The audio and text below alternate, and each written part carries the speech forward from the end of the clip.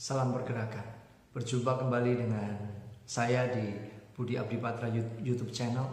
Saya berdoa ini menjadi pesan-pesan terobosan buat setiap saudara yang mengubahkan hati saudara, membangkitkan iman saudara, membooster pengharapan saudara, dan membuat setiap saudara mengalami kedekatan dan keintiman dengan Tuhan.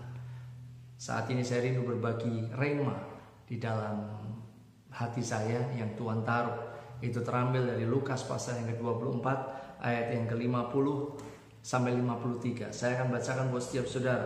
Lalu Yesus membawa mereka keluar kota sampai ke dekat Betania. Di situ ia mengangkat tangannya dan memberkati mereka. Dan ketika ia sedang memberkati mereka, ia terpisah dari mereka dan terangkat ke sorga. Mereka sujud menyembah kepadanya, lalu mereka pulang ke Yerusalem dengan sangat bersukacita. Mereka senantiasa berada di dalam bait Allah dan memuliakan Allah. Betania. Ada apa di Betania? Kenapa Tuhan suka dengan Betania? Kenapa menjelang dia terangkat ke surga, dia mesti terangkat ke surga dan itu dekat dengan Betania? Ada apa sebenarnya? Tempat seperti apa sih Betania itu? Saya menyebutnya itu tempat favoritnya Tuhan. God's favorite place. Tempat yang dimana Tuhan disukakan. Tempat dimana dia disenangkan. Di tempat itu kalau kita baca di dalam Alkitab, dia temukan sebuah keluarga. Dia temukan 3 orang, yaitu ada Maria, Marta, dan Lazarus. Dan di tempat itu dia dipuaskan. Dia dijamu. Bukan cuma dengan penyembahan, bukan cuma dengan keintiman, tetapi di tempat itu dia mendapatkan pelayanan yang wow. Saya berpikir Marta pasti seorang koki yang handal, yang luar biasa. Sehingga menyebabkan Allah yang hidup itu juga menikmati pelayanan itu. Tapi ada satu hal yang luar biasa yang disediakan oleh Maria, yaitu penyembahan yang ajaib. Penyembahan yang dekat. Itu yang menyebabkan dia begitu gemar dengan Betania. Dia begitu asik dengan Betania. Karena itu dia tidak mau lewatkan sebelum terangkat ke surga. Dia mesti ada di dekat Betania. Saudaraku, Betania adalah tempat keintiman kita dengan Tuhan. Betania adalah tempat perjumpaan kita dengan Allah yang hidup. Betania adalah tempat di mana kita ketemu face to face dengan Tuhan.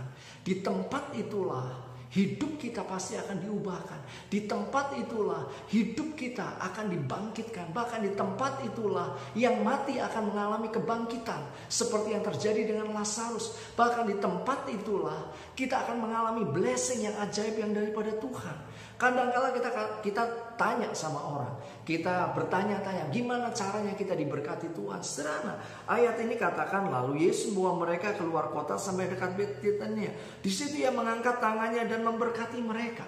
Kalau engkau rindu, engkau diurapi, itu lambang bahwa dari Tuhan itu mengangkat tangan buat setiap saudara. Dan Tuhan memberkati hidup setiap saudara. Tidak ada pilihan lain. Temukanlah Betaniamu. Mari alami perjumpaan di Betania. Bahkan di sana dikatakan bahwa mereka sujud menyembah kepada Allah, lalu mereka pulang ke Yerusalem dengan sangat bersukacita. Ada sukacita yang tidak pernah tergantikan dengan sukacita dunia. Di mana itu? Di Betania.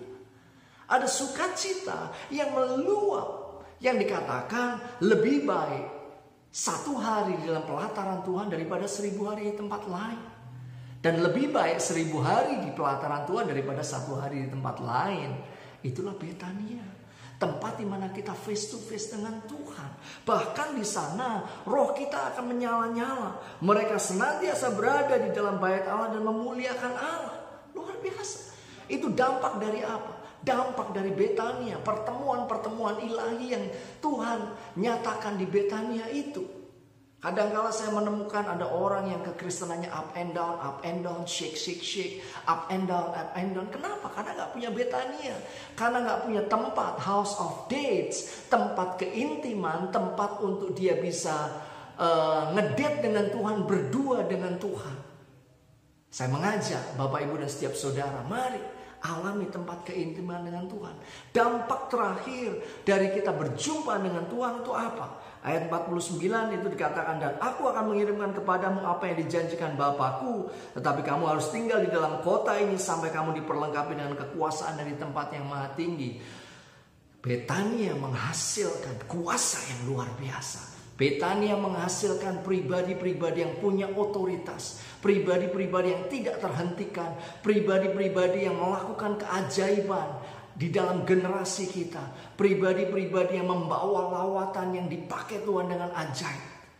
Apa yang terjadi di Kisah Para Rasul yang diceritakan mulai dari Kisah Para Rasul pasal yang kedua, itu dimulai dari di Lukas pasal yang ke-24 ini. Saya mengajak, jangan lewatkan satu hari pun tanpa ketemu dengan Tuhan di Betaniamu. Dia menanti engkau di Betania. Mari sahabat pergerakan, alami Tuhan lebih lagi. Tuhan Yesus memberkati.